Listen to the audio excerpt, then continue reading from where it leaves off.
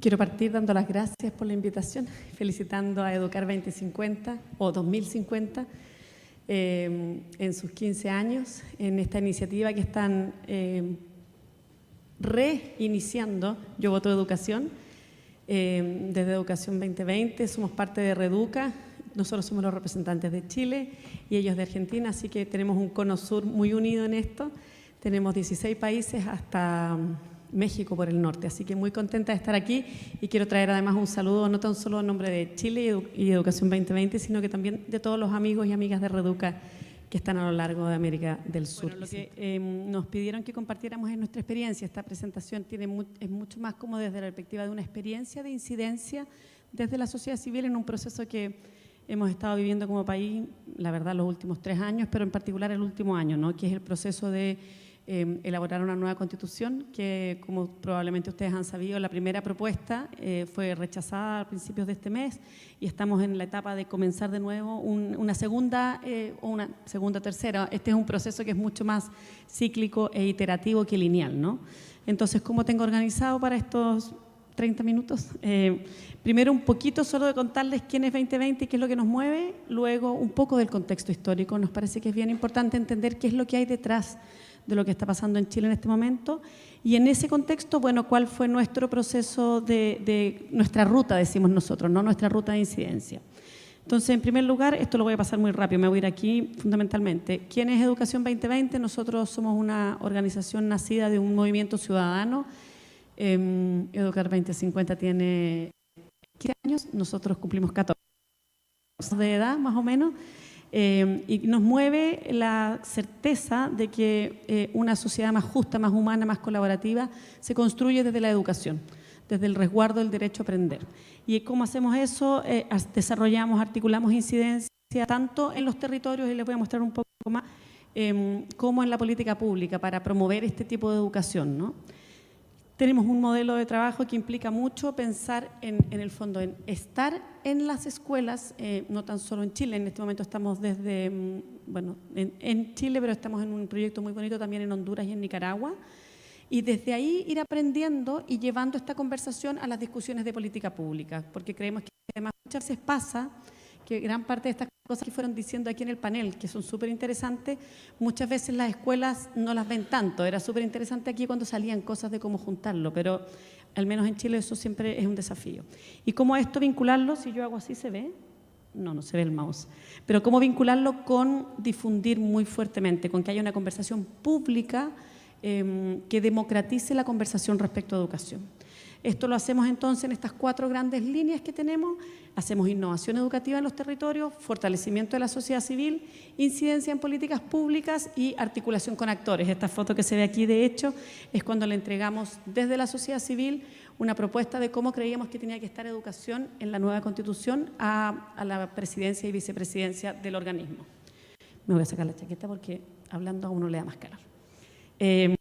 Esto lo tenemos, y aquí un mapa solamente para que ustedes lo puedan ver. En el fondo tenemos proyectos a lo largo de Chile y en Honduras y Nicaragua en este momento. En amarillo también están todos los otros países de la región donde hemos tenido trabajo y donde hemos trabajado articuladamente. Tenemos una gran alianza de trabajo conjunto con Educar 2050, pero no hemos tenido trabajo en escuelas acá, así que también siempre es posible colorear más de amarillo o de verde Argentina, ¿no? Estamos ahora en 111 son en realidad, pero este es un proyecto que acaba de comenzar, establecimientos, y así vamos aprendiendo y llevando esta reflexión, estas conversaciones al debate público. Eso sería todo de quién es Educación 2050, o sea, 2020, a quién traigo en esta conversación y contarles un poco qué es lo que nos, ¿no? Contexto histórico. En Chile, entonces, ¿cómo llegamos al momento en que estamos ahora? ¿Cómo llegamos a replantearnos una definición tan fundante y en ese rol como Educación 2020 tuvo incidencia, entonces, ¿no? Chile tiene, bueno, una historia constitucional de 200 años, hemos tenido 3 grandes momentos constitucionales, podríamos decir, ¿no? Y los voy a súper resumir. El primero, en 1833, voy a concentrarme, por cierto, solo en lo que tiene que ver con educación, ¿no? Ahí se consagra el sistema público de educación, se le da un rol garante, se habla de un rol preferente a la educación pública, ¿ya? En 1874 se incorpora lo que es libertad de enseñanza. Chile tiene un modelo de provisión mixta que se llama. En el fondo es educación pública y educación particular subvencionada también con recursos públicos, ¿no? En 1925 hay una nueva proceso complejo donde se consagra la masificación de la educación pública.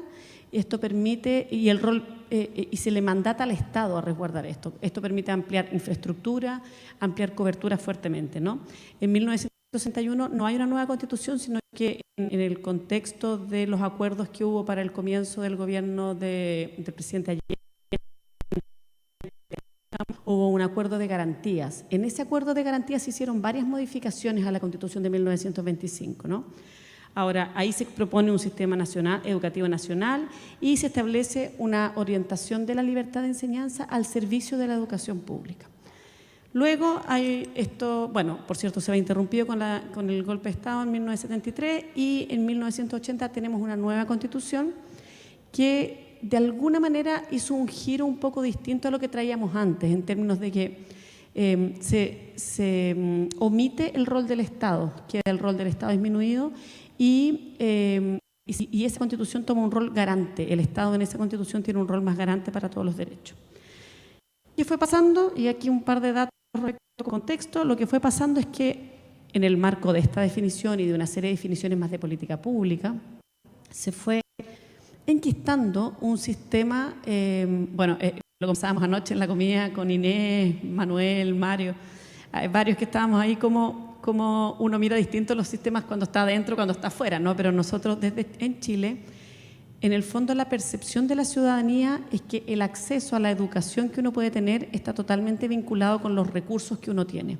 Y si ustedes se fijan en el lado de allá de los triángulos, digamos, el año 2000 teníamos que el 52% de las personas no consideraba que estaba bien, o sea, estaba en desacuerdo con que era justo que uno tuviera mejor educación si que tenía más plata. O sea, teníamos por el contrario un 48% que le parecía que sí, que estaba bien. Esto cambió fuertemente. Al año 2009 ya había aumentado a 61% y el año 2016 ya había llegado a 64%. Esto estuvo muy fuertemente detrás de lo que no sé si unos pudieron conocer, pero lo que llamamos desde Chile el estallido social en 2019, que fue un levantamiento muy, muy fuerte. A propósito de un aumento de 30 pesos en el valor de la movilización pública, pero la demanda por una educación que no dependiera de los recursos fue una de las demandas detrás de ese levantamiento más fuerte. Voy a saltar un par de láminas, esta sí me parece que es importante. Aquí todos nos mueve la educación, ¿no?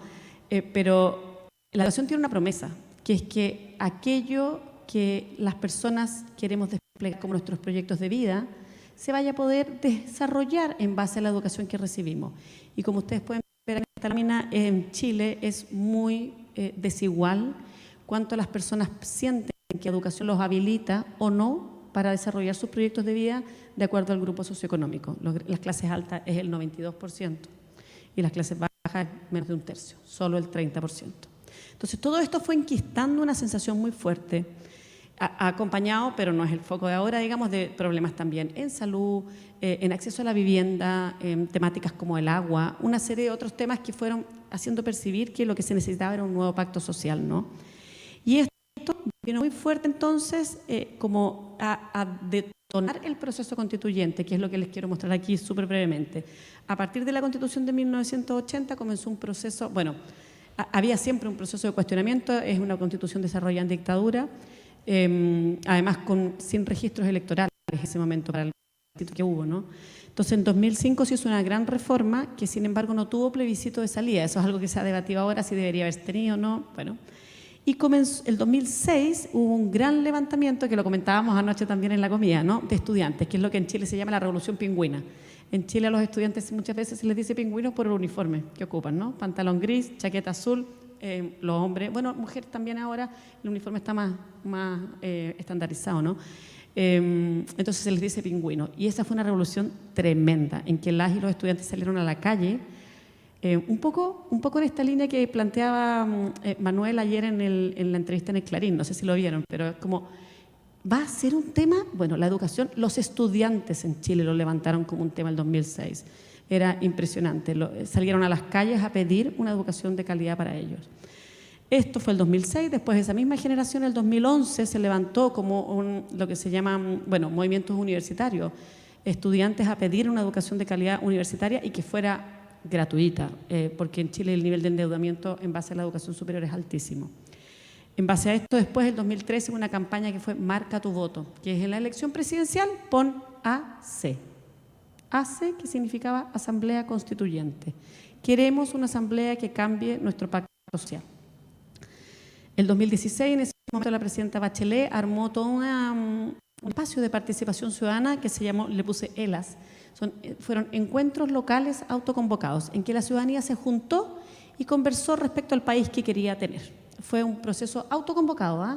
Las personas se juntaban, quien quiere, nosotros 10 nos vamos a juntar y vamos a conversar. Habían disponibles en una página web una serie de materiales, uno se inscribía, lo subía. Un proceso muy bonito que terminó, bueno, con una propuesta que se envió a pocos días de terminar el gobierno de la presidenta Bachelet, pero que no fructificó. Todo esto se estaba alargando entonces, y el 2019, en el contexto de estos 30 pesos y de una serie de otros temas como más de política social, digamos, se levanta muy fuerte una demanda que, bueno, no sé si lo pudieron quizás conocer a través de las noticias, fue una demanda, bueno, además que tuvo mucha violencia, la verdad, y algo que nosotros consideramos muy valioso en Chile, se logró dar una salida a esa demanda ciudadana a través de los canales institucionales, ¿ya? Se resolvió el Congreso, un acuerdo para modificar la Constitución y poder convocar una asamblea constituyente, bueno, convocar un plebiscito que dijera si es que el país quería o no quería una nueva Constitución, y en función de eso convocar a una asamblea constituyente que redactara una propuesta y que esa propuesta luego fuera validada o no validada. No fue validada, se los adelanto desde ya, como pueden saberlo, el 4 de septiembre recién pasado. Entonces, en ese proceso nosotros desde Educación 2020 dijimos, bueno, nosotros tenemos como sociedad civil que jugar un rol aquí. ¿Qué hicimos? Esto me lo voy a saltar, es solo para decirles, porque el tiempo me apremia, solo para decirles que nosotros tenemos una orgánica, una gobernanza, hicimos un proceso largo de alrededor de 8 meses, 10 meses, para definir con el directorio de 2020, con participación de las comunidades, con participación de los equipos, cuál va a ser nuestra postura institucional. Y esa postura institucional se plasmó en estos 3 documentos. Para Educación 2020, en el fondo, que las propuestas que nosotros hacemos estén basadas en evidencia. Entonces, en el documento, el del fondo, creo que tengo un problema para ver de cerca y de lejos al mismo tiempo, pero el del medio, el del fondo es el resumen ejecutivo. El del medio, nosotros hicimos un análisis de historia constitucional en Chile, cómo ha estado el derecho a la educación en todas las constituciones en Chile. Y aparte hicimos un análisis de evidencia comparada, cómo está la educación en las otras constituciones en América Latina y en otros países OCDE. Entonces, en base a todo eso, sistematizamos, identificamos 5 tensiones que existen en nuestra Constitución actualmente vigente y definimos el primer documento que está aquí, que es nuestro decálogo. Estos son los 10 puntos centrales que Educación 2020 desde la sociedad civil se va a jugar para que estén en la nueva Constitución, ¿ya? Esto en términos de fondo. Entonces hicimos un proceso muy riguroso, muy técnico, muy participativo para poder definir estos 10 puntos centrales. ¿Cómo partimos entonces? Y aquí está la parte un poco más, que por eso quería que pudieran ver las fotos, porque tiene también una cosa más interesante, ¿no? Partimos de la investigación, propuestas, y antes de que se eligieran a los candidatos, porque había muchísimos candidatos a los 155 constituyentes, cuando se estaba haciendo el proceso, nosotros les dijimos a los candidatos, lleva una mochila en que lleves este decálogo a la convención constituyente. Ponte la mochila de la educación, le dijimos. Entonces, el hashtag era yo llevo educación, si mal no recuerdo, capaz que me van a retar en el equipo si me confundí con el hashtag, pero eso era ya feliz, gracias. Y conseguimos que 17 de los candidatos que fueron elegidos se hubieran puesto en la mochila para llevar educación a la Constitución y se comprometieran a que en el fondo ellos se le van a jugar porque este decálogo fuera parte de la Constitución. Muchas gracias. En base a eso luego lanzamos en agosto de Constitución, la comenzó en abril, el 4 de julio, se eligieron en mayo, nuestra campaña comenzó en abril. Se eligieron en mayo, el 4 de julio se convocó, se constituyó. Nosotros ahí con todas las personas que estaban que se habían puesto en la mochila, lanzamos la página web. En la página web fuimos poniendo a disposición de todos los actores una serie de recursos para apoyar durante el proceso. Aquí les pongo un par de ejemplos nomás porque es mucha información, ¿no? Pero teníamos 3 grandes secciones, ¿no? El cuarto es recursos, pero una sección que era educación en fácil. Nos pasaba que muchos de las y los constituyentes no sabían de educación. Había varios, de hecho un porcentaje importante, 19 de los 155 que eran profesores o profesoras, ¿ya? Pero había otros que no sabían, entonces nos decían, ¿nos pueden contar más o menos cómo está organizado el sistema educacional en Chile? ¿Qué cosas es importante poner atención? ¿Qué cosas no? Hicimos esta sección, educación en fácil, con infografías, con video, hay una serie de entrevistas que yo era como la animadora de las entrevistas, entonces les íbamos haciendo entrevistas a personas expertas y las íbamos difundiendo. Después un observatorio constituyente, que fue un observatorio de todo lo que iba pasando, íbamos informando permanentemente qué es lo que se está discutiendo, cuáles son los temas, en qué es importante estar como atentos, ¿no? Después, para los profesores, y aquí les voy a contar, definimos, y para los que nos están viendo por streaming también, definimos que, o sea, nos pidieron y hicimos que era muy importante aportar para que esta experiencia ciudadana de conversar respecto al país que queremos ser, sea un espacio de diálogo y de conversación para las escuelas también. Nos pareció que es un espacio muy potente de formación para la ciudadanía y tratamos de aportar a eso a través de planificaciones, materiales de apoyo que ayudaran a los profesores, todo vinculado, por cierto, con el currículo.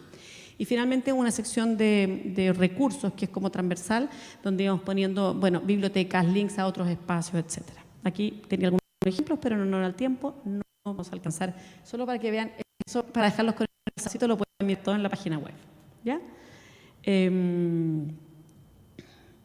Esto tampoco, estos son en el fondo no, es como un pequeño reporte de la cantidad de visitas. Tuvimos más de 20.000 visitas de alrededor de 6.400 usuarios únicos, que en el fondo es lo que se mide en algo que, por cierto, está fuera de mi zona de confort.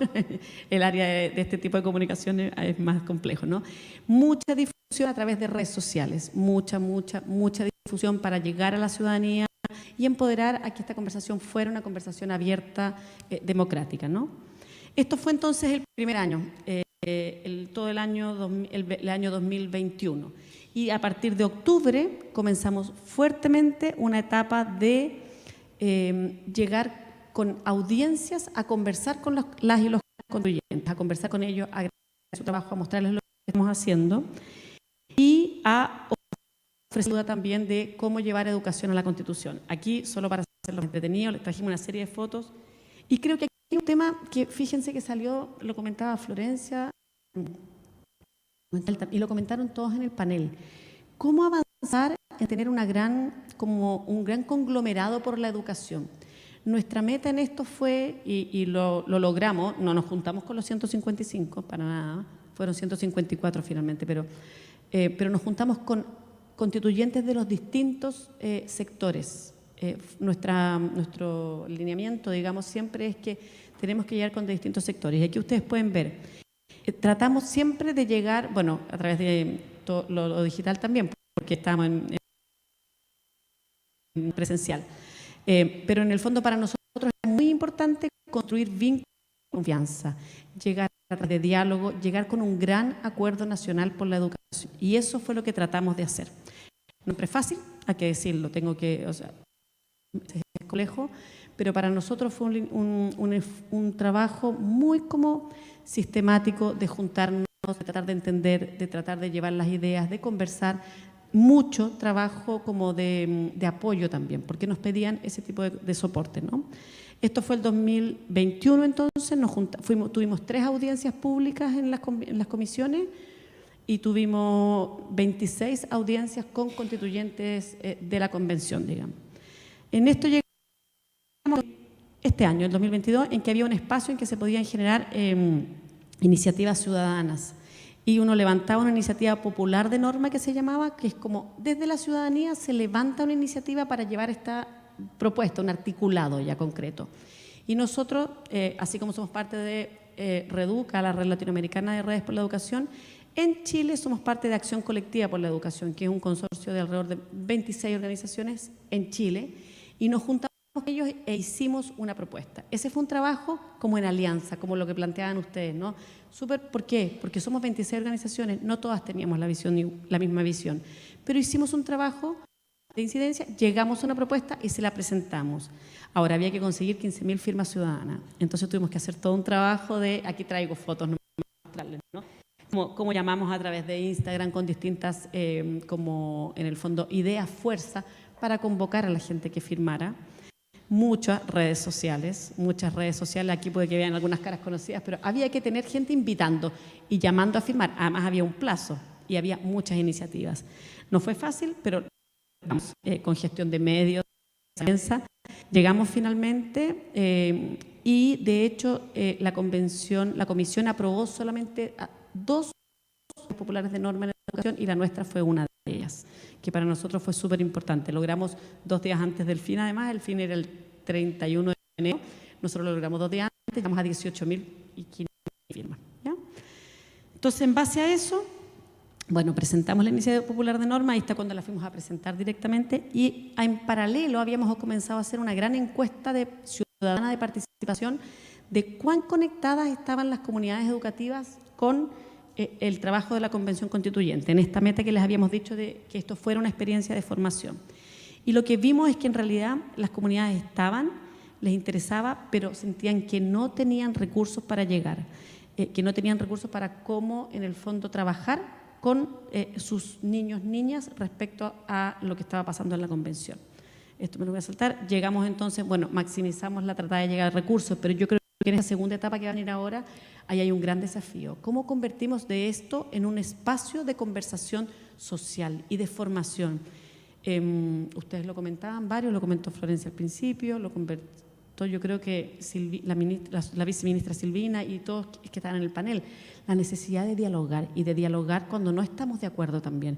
Eso yo creo que es algo que para esta segunda etapa que va a venir en Chile, o tercera, ya uno no sabe cómo contar las etapas porque estos son procesos muy recursivos, ¿no? Pero es clave, es fundamental porque esto también es una experiencia de formación.